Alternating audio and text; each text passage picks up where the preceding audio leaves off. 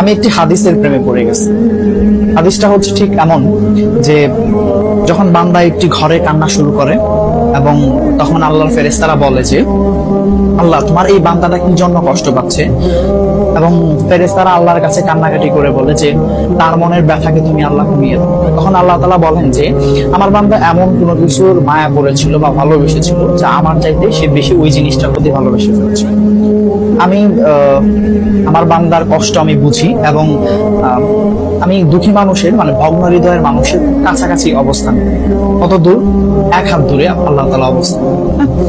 এবং আরেকটা কথা হচ্ছে ফেরেশতারা তখন বলতে থাকে আল্লাহ তুমি চাইলে কি সেই বান্দার সেই অভাবগুলো তুমি পূরণ করতে পারো না? তখন আল্লাহ তাআলা বলেন যে আমি ওয়াদা করতেছি আমার বান্দা যে জিনিসটা তার জীবন থেকে হারিয়েছে তার চাইতে অধিক উত্তম জিনিস আমি তাকে দিব, যা দেখে পৃথিবীর মানুষ বিস্মিত হবে।